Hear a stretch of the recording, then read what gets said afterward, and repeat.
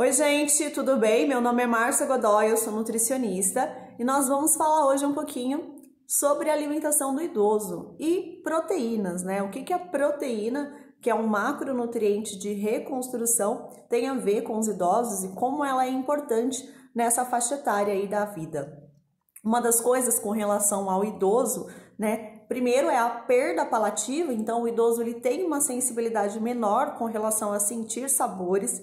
E isso já faz com que ele vá diminuindo aí a diversidade alimentar, então ele deixa de consumir muita coisa.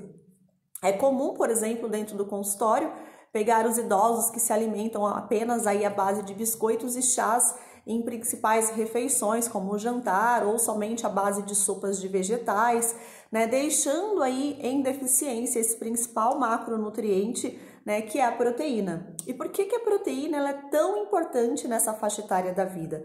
Nós temos uma perda de massa magra, né, já conceituada ao longo da vida, então é normal, como sinal de envelhecimento, o ganho de gordura corporal e a redução muscular. Por isso que a atividade física aliada à nutrição, ela é importante em todas as faixas etárias da sua vida, ela é importante em todos os momentos. E na nossa idade lá do idoso, não é diferente. Precisa estar associado aí o exercício físico e a alimentação para minimizar esses efeitos com relação a essa perda de tecido muscular, essa perda de músculos, principalmente nessa faixa etária. A perda de tecido muscular, ela envolve aí coisas importantes, como por exemplo a perda da mobilidade. Então é um idoso que vai ter muito mais dificuldade de se locomover, muito mais dificuldade de realizar atividades básicas, como por exemplo levantar da cama, que é uma atividade super básica, mas que sim, é uma população que tem bastante dificuldade, entre outras, né? A falta, por exemplo, de sustentação da musculatura pulmonar, que é uma musculatura também com base nas proteínas, enfim. O corpo inteiro, de certa forma, está sempre precisando de proteína para essa reconstrução. E como, né, a gente deveria manter uma base aí de pelo menos 1,2, né, por quilo de peso corporal nessa faixa etária, mas é muito difícil para o idoso bater essa meta, principalmente quando ele não tem um consumo adequado dessas proteínas e não tem um plano alimentar calculado para ele. Ele já tem essa perda palativa que eu citei logo no início, então ele vai consumir menos alimentação, ele vai ter um consumo muito menor, ele vai ter uma sensibilidade muito reduzida e com isso ele acaba diminuindo até o aporte necessário aí de calorias do dia dele e a proteína acaba indo junto, né?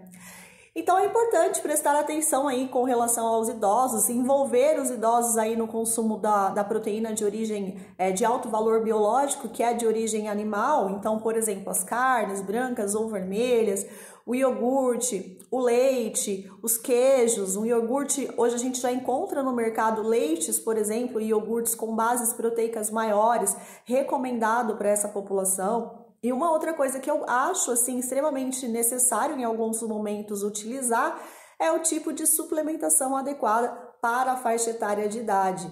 Então trazer aí às vezes a suplementação de um magnésio que envolve participação em várias etapas, né, enzimáticas do corpo, enfim. E aí ainda entra a proteína do soro do leite, então às vezes faz sim necessário usar uma suplementação como o whey, por exemplo.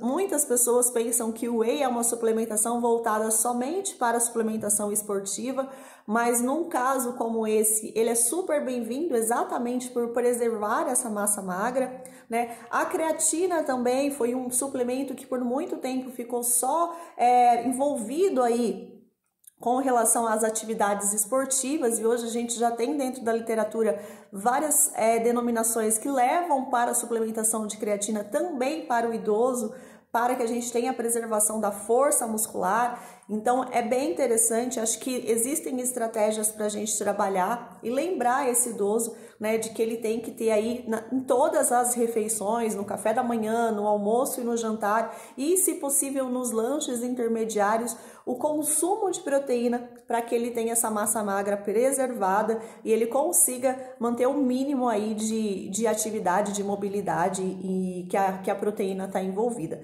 Além, né, da questão de pele, cabelo, enfim, do colágeno envolvido na produção de colágeno do corpo. Então, é interessante prestar atenção aí no seu idosinho, em como ele está se alimentando, né? Lembrando que acima dos 60 anos já é uma faixa etária para a gente ter esse tipo de preocupação, mas que você pode minimizar isso já começando aí aos 40 anos ou antes, pensar em como você quer viver a sua idade idosa, né? Como você quer, que tipo de idoso você quer ser, pensando no exercício físico e na sua alimentação, fazendo com que o corpo tenha mais respostas positivas a respeito aí dessa síntese proteica e dessa preservação de massa muscular, tá bom?